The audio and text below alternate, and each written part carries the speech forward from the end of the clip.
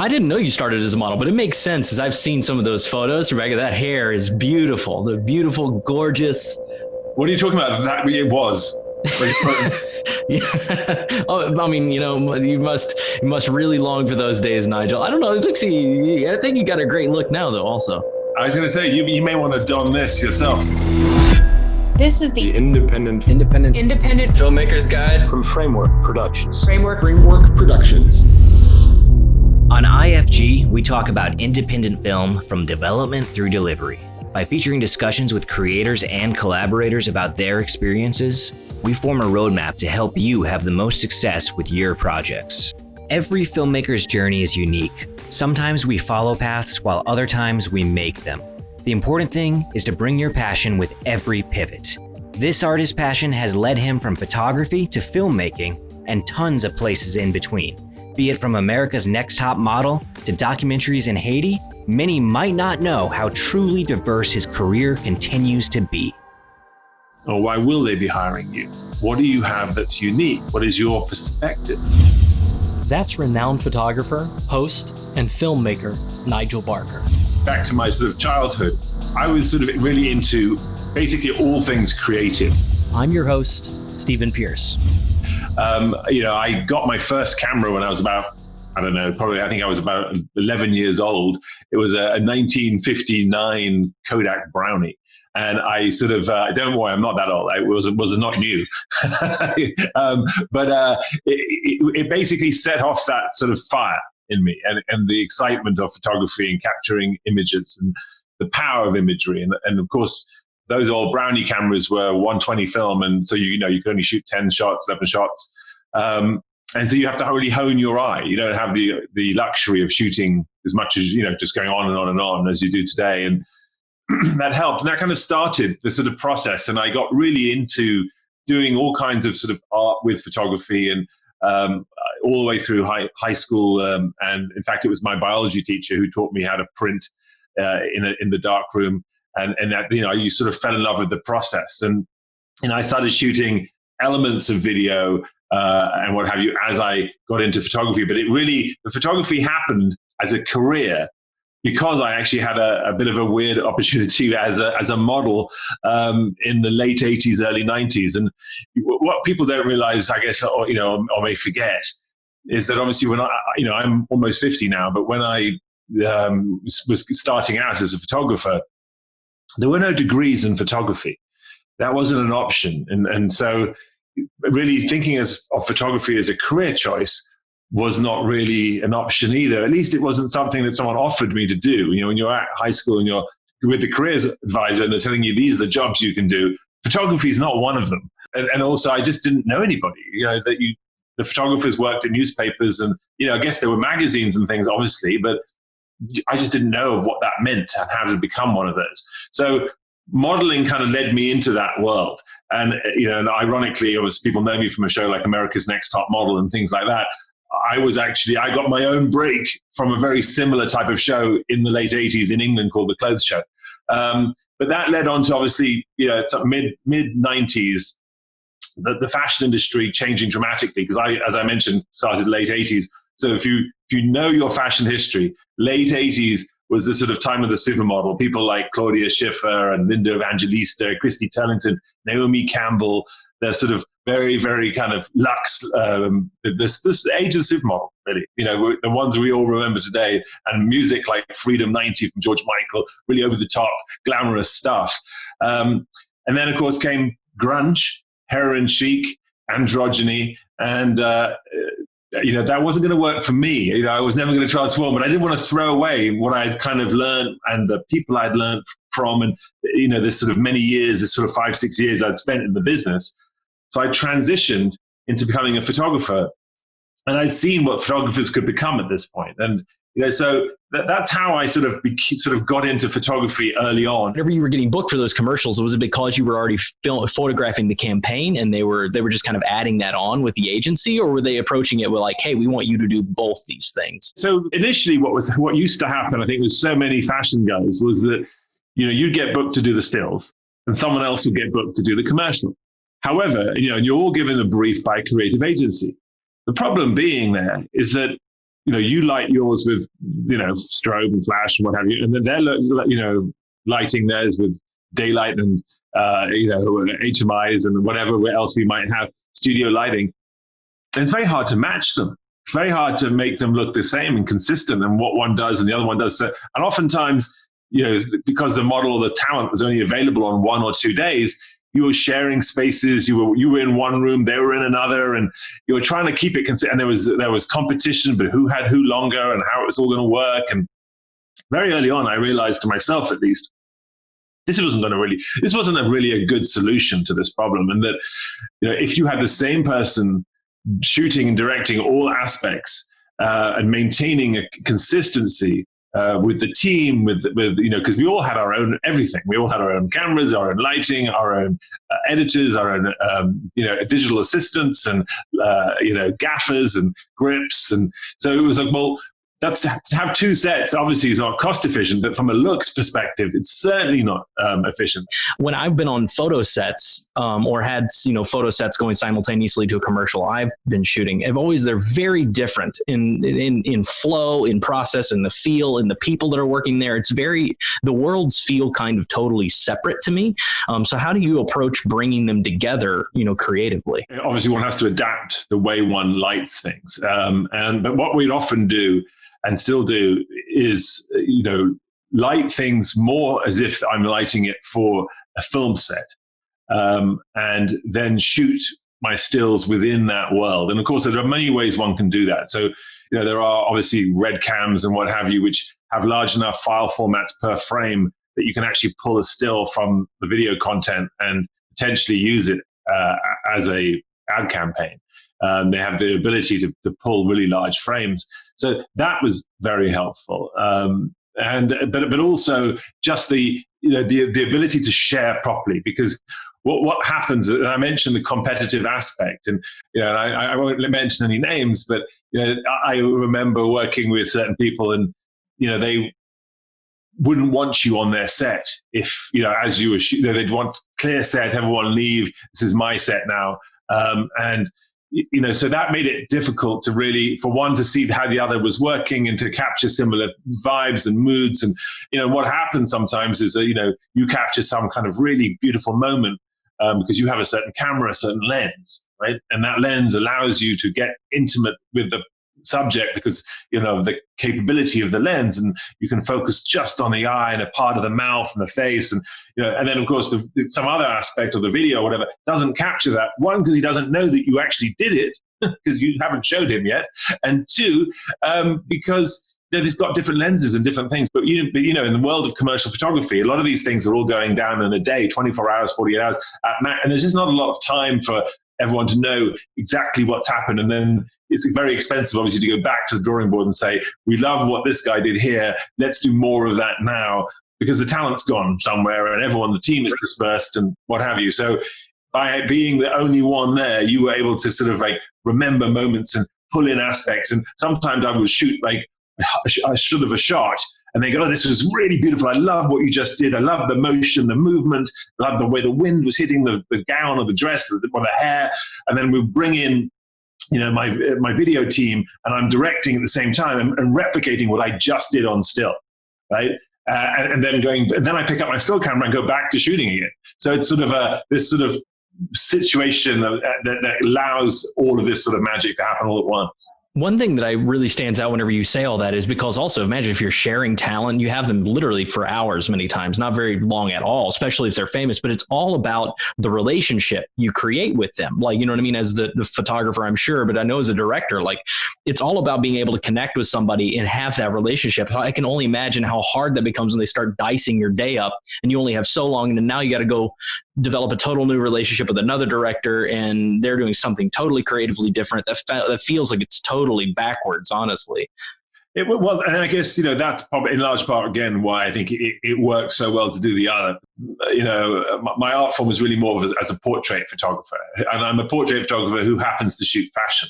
So, it's the person first for me and then the clothes second, if you like. And but my idea is that if you love the person or you're interested and fascinated in the subject, you'll be interested in everything else about them. including what they're wearing and how they might smell and where they might want to go and be, and all those sorts of things that we sell in fashion and advertising, right? A person is deep, and so you have the ability to sort of speak to that aspect of a person. And then, of course, the choices that they make, this is the psychology behind it, at least.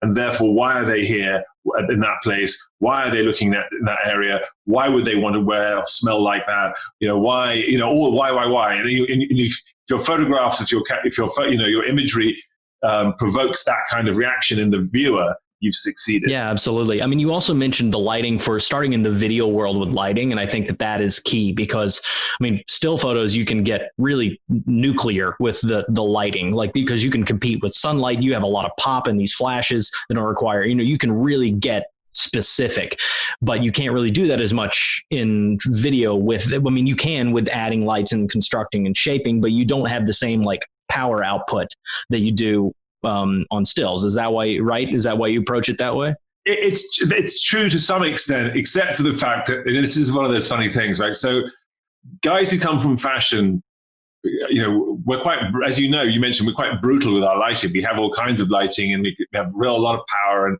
you meet guys who come from film and they have a very sort of specific way about lighting an entire set that I guess a lot of the fashion guys laugh about because we're sort of like, well, why?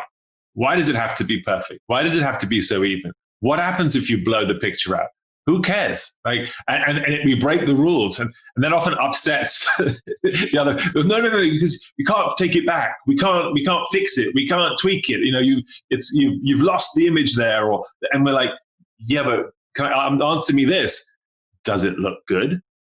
Did I create an effect? Does this work? And people are like, well, yes, but that's all we have.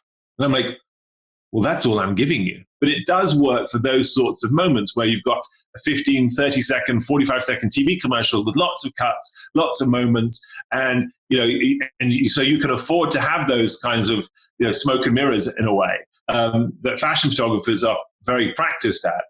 Whereas a sort of someone who's making a motion picture or something would be like, well, I can't do that because, that would, ruin the whole picture. There's a lot of times that people spend a lot of work to make things feel very natural and very, very real, which is great if that's what you're going for. But I think there is something really too, this is, starting with the subject, the story, the emotion, because it's not natural. Many times what we're doing is not natural at all. It's very unnatural the way we're lighting a set. But I do frequently, that is my process too, where I start with light the background, then bring in the key, soft, control it. And then you start shaping the set. So it is an interesting thing to just remind yourself that it isn't always about being perfect. It's about being emotional. It's about serving the mood. It's about serving the brand. It's about serving your voice. Yeah, too. No, absolutely. And I think that it's certainly the normal process for most people is to sort of light the set versus I'm often more about removing the light. I'm more about taking it away.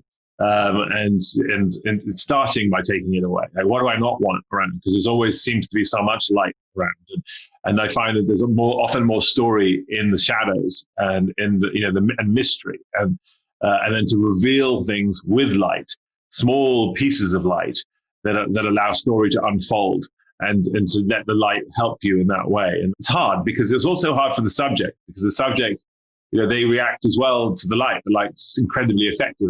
Just remember how you feel when you wake up in the morning and the light comes through the window, and how that morning light makes you feel. And remember the same way when the light goes down at night and it's evening. How again that light makes you feel. The things you wish to do, want to do. So you have to treat light like that, in my opinion, and replicate those sorts of moments that are very real in life. But obviously you feel a completely different way, and so does the viewer, and so does the subject, right? So that's how I approach it.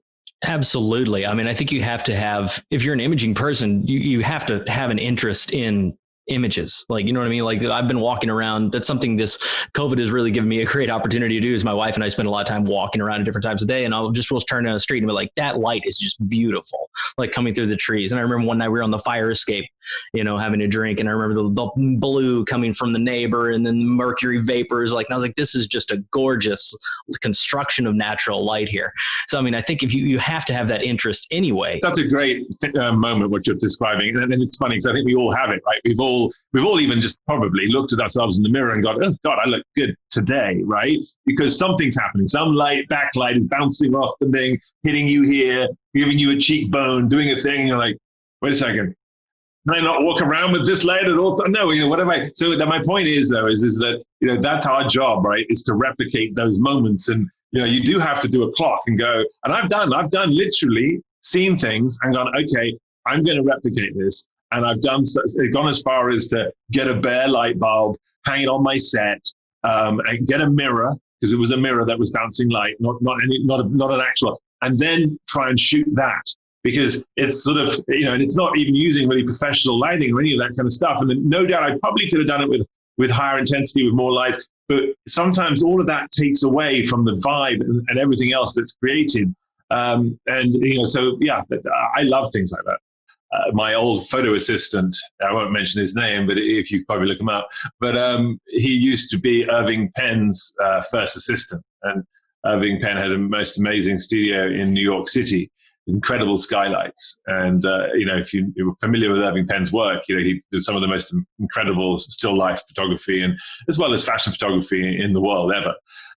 He's one of the legends of the business. And he went away for a week at one point and left the studio in my agent's hands. And he was a young man at the time. And he was trying to think of what he could do while Irving Penn was away.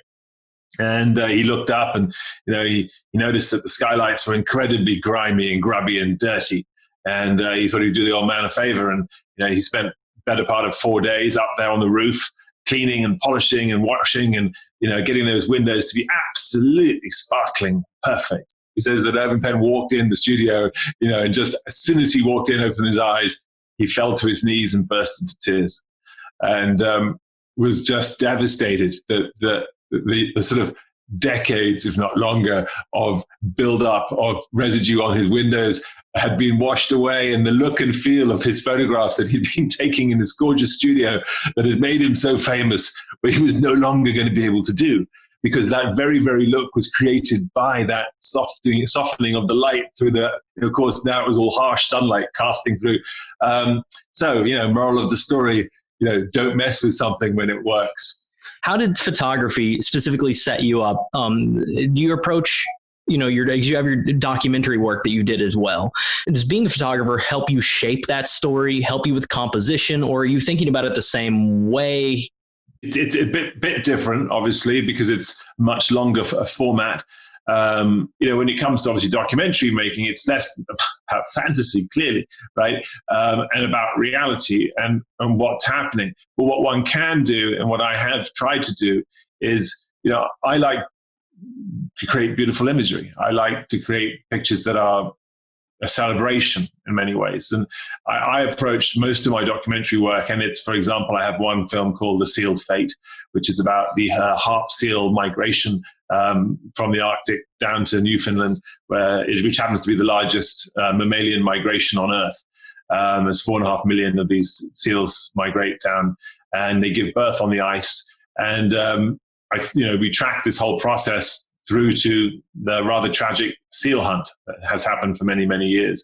And the film, though, is not about necessarily so much about the hunt and the tragedy of that moment, but rather it's a celebration of how amazing these animals can be, and and how beautiful they are, and I sort of approached the subjects in ways where I probably would have the same way I approached people. Which is looking for character, looking for personality, and people often say, "Well, how do you do that in an animal?" Right?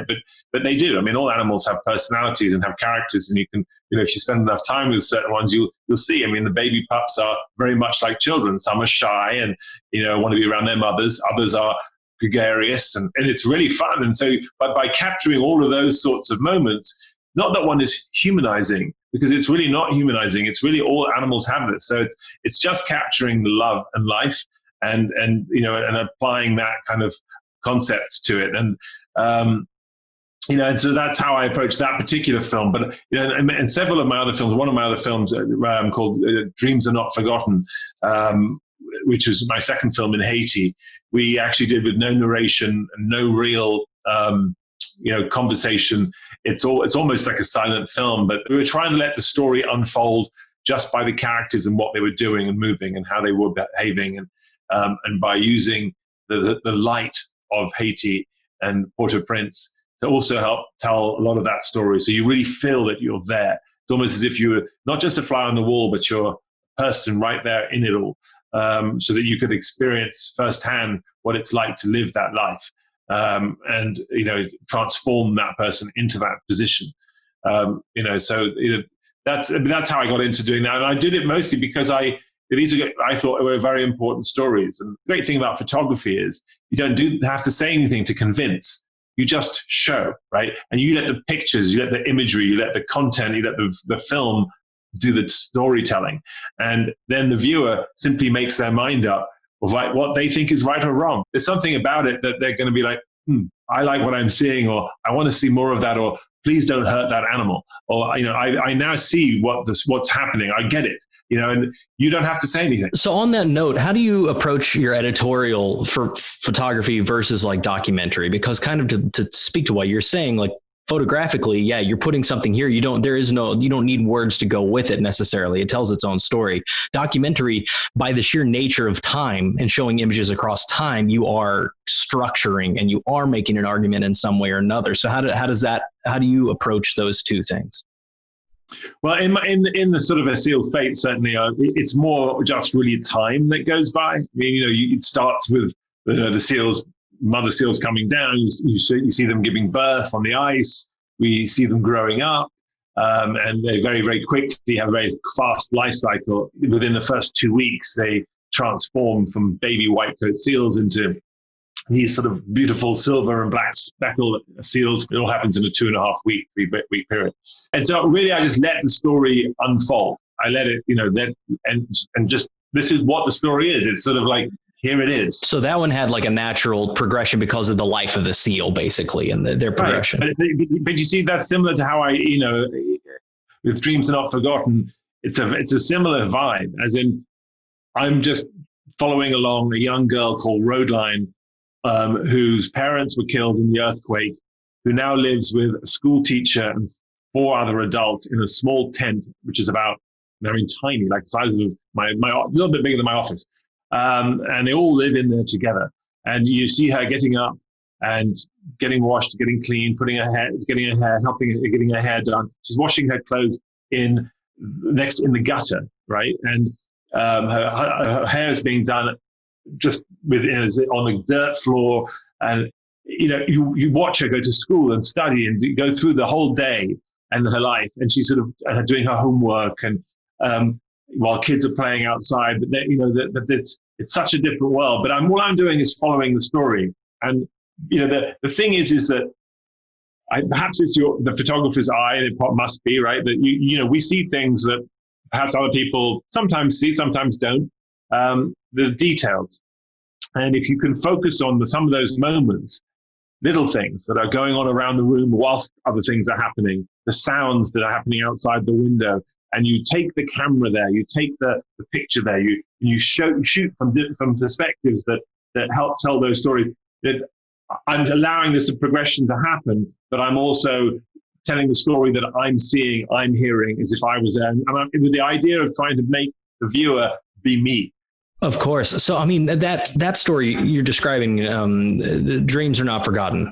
I watched it this morning, actually. There's lots of beautiful imagery in there. I thought it was a really strong choice to not use narration. I was like, oh, interesting. Like, it was surprising in a way I wasn't expecting. But I mean, whenever you're telling those kind of intimate stories, like in a small room with a family, like with a young person, by the very nature of filming it and observing it, you're kind of, you can potentially alter it and change it from what it really is, right? So how did you approach that delicately so you can capture the authenticity without making it them being filmed, if you know what I mean? 100%. And I think that, every situation is different. You have to obviously have a small crew.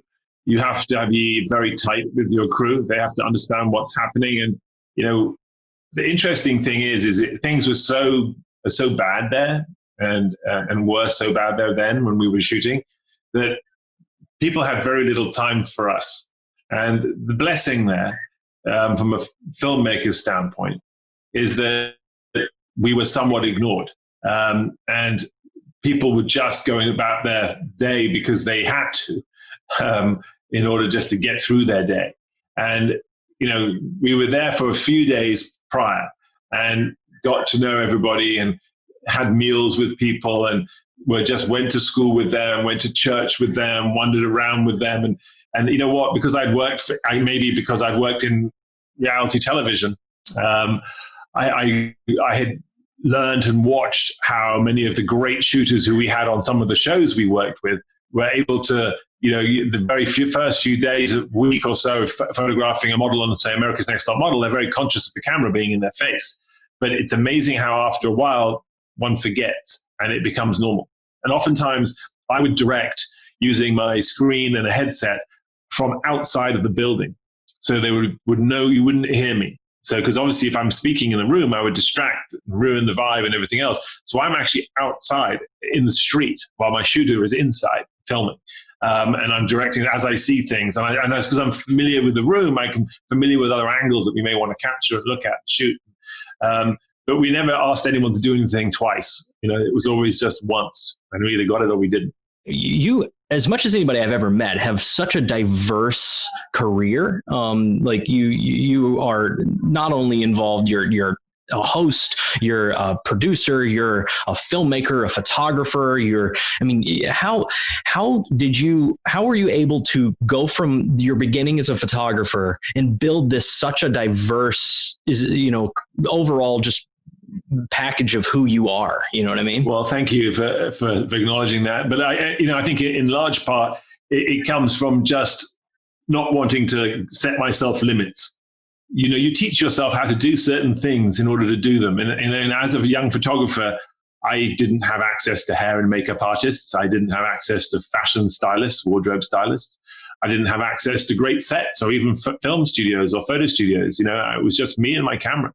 And I used to, having worked with fantastic photographers, the best of the best as a young model, I, had sensed that there were certain things that really translated in pictures. And oftentimes it had nothing to do with the location of the studio or the setup. It had so much to do with the communication between the photographer, the director, and the subject. So, a lot of it translated into me clearing for example, my where I lived every day, getting all my furniture and piling it into a corner, clearing it so I had some kind of shooting space, and learning all aspects of the business, right? How to do the hair, how to do a little bit of makeup, putting clothes on people and saying, oh, that looks good, and having an opinion. And obviously I go on to have my own hair and makeup artists and stylists, but it gave me an understanding of what they did, but it also helped me instruct them. And then as, things progressed and I got the opportunity to work on America's Next Top Model, I would watch myself when the shows came out and think, I could do better than that. Or, I want to get my point across. I need to speak clearer, or I should sit up rather, or I can see that I'm slouching, or when the camera's not on me and it's on somebody else, the camera's still on me because I'm in the background, so I should still be paying attention, or I should still be focused, or so you start. And I guess there's an element of the OCD, but also the perfectionist in me to try and fix and tweak all these other aspects. And you're like, okay, listen, how hard can it be? And I enjoy a challenge, and it's certainly challenging, but it's also just for me. I enjoy doing a bit of everything. As I mentioned at the very beginning, it wasn't necessarily photography that was my love of my life. It has become that, but it was more just being an artist or being a creator.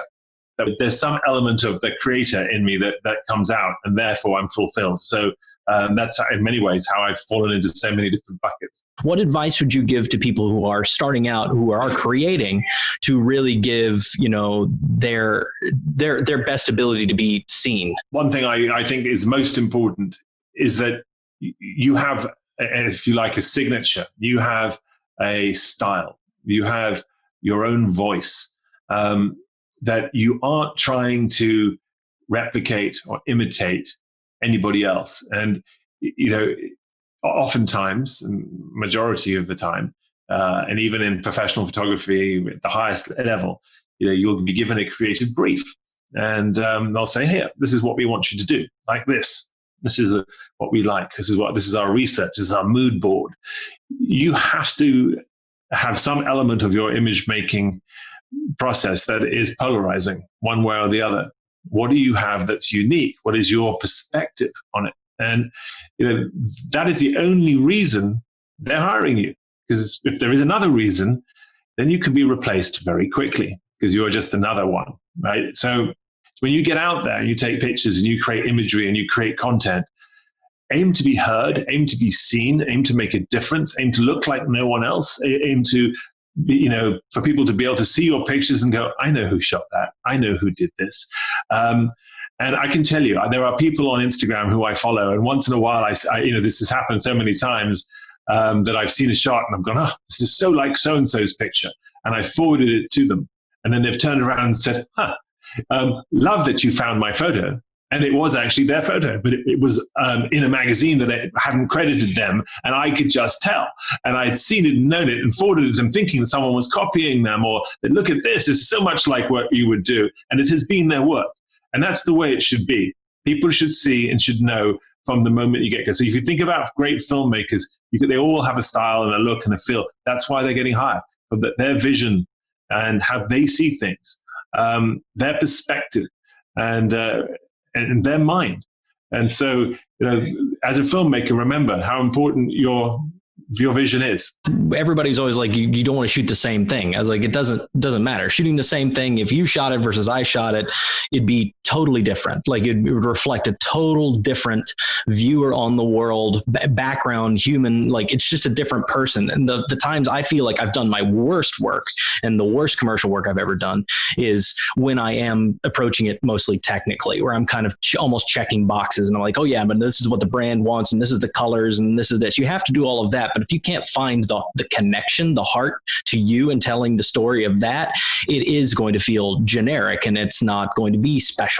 I'm afraid, the je ne sais quoi of it all is that, the ones that really work, and this is a hard thing for people to do, and some people have it, some people don't, is that they are in touch with the zeitgeist of the moment.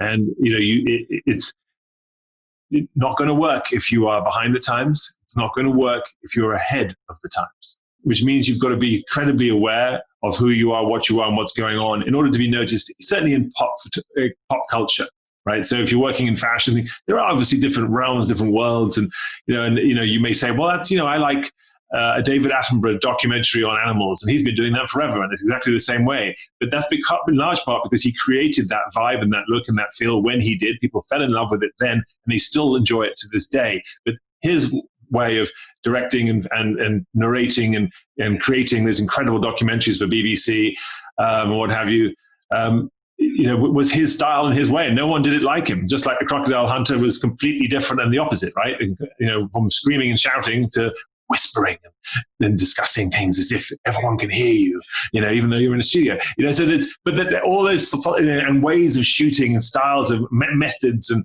you have to discover it and create it. And whether it's creating a robot that goes out and bangs into the animals so that they don't know and they climb all over it, to whether, you're shooting from a great distance, to whether you're, a drone guy or maybe it's a combination of all these things. And then how do you tell the story once you cut all that together? What was it you wanted people to see? Think of it like that. What were you trying to communicate? What were they going to see that they hadn't seen before, they couldn't see? What was special about it? And how does the light play into all of that? Bringing all of that together, and you've got something. So Nigel, as a man with his finger in so many different pies, what are you up to nowadays? Still taking pictures, thankfully, still shooting, even in these difficult times. And, I've got clients who send me products and things to shoot while I'm at home and quarantining and what have you. And so that's something I've also been doing. I have a lot of my own equipment, so I can, and I have access to, certain talent and what have you, which is very helpful and helps me create.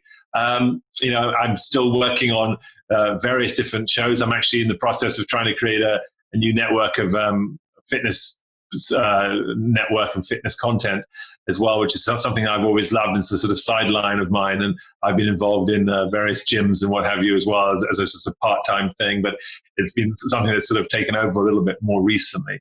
And there's, during the quarantine times, a lot of people who are having to work out and do their fitness at home. So I'm looking out for you. I'm going to try and create something that's going to be rather special. So stay tuned on that note. And, just keeping things together. I'm a father of 2 kids, and, really trying to appreciate, them in that moment. And I guess there's a silver lining to the situation that's going on right now. It's that perhaps we're having to slow things down a little bit and, appreciate what we have right here, right now. Yeah, absolutely. Where should people go check you out in your films? You can keep a more consistent view of my work on my website, and you just follow me at Nigel Barker on both Instagram, Twitter, and Facebook. I'm Nigel Barker Official. You can keep track of everything else we're doing too.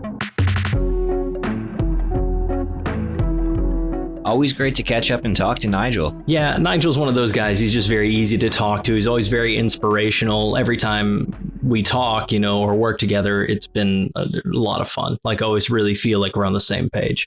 I've always been impressed at his articulation to be able to talk about photography and filmmaking and everything. From the time we met him and started working with him in the past, you instantly just get a sense that he's able to articulate all those things about making. Listen to me. He's able to articulate. He's able to articulate about making. Well, there you go. But, and that's what he was saying, like developing yourself. And he shared that story about starting off as a young man and looking at himself and giving himself notes and saying, I need to stop slouching. I need to start doing this, and getting into all those things.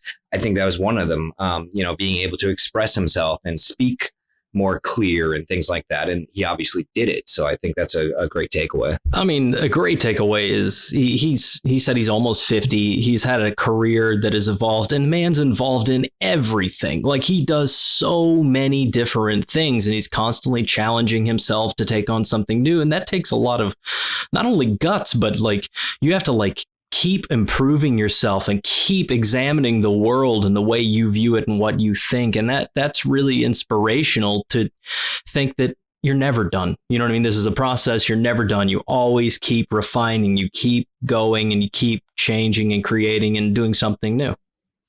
He mentioned, when you asked him about how he's kind of diversified himself from not just a photographer, but also a filmmaker and a judge and a host and all these things, he said he just never wanted to limit himself. And I think that's really interesting, because there's kind of 2 camps of advice here. I think I often feel, with some of the stuff, I often wonder, am I a jack of all trades, master of none, getting into producing and doing so many different little things, but not focusing on one as much. And, you and I talk about that. Should we be honing in? And that is kind of what we're doing with this journey, is honing in on narrative filmmaking as opposed to just doing live, documentary, narrative, commercial, everything. So it's interesting advice not to limit yourself, but I think it's just an interesting talking point.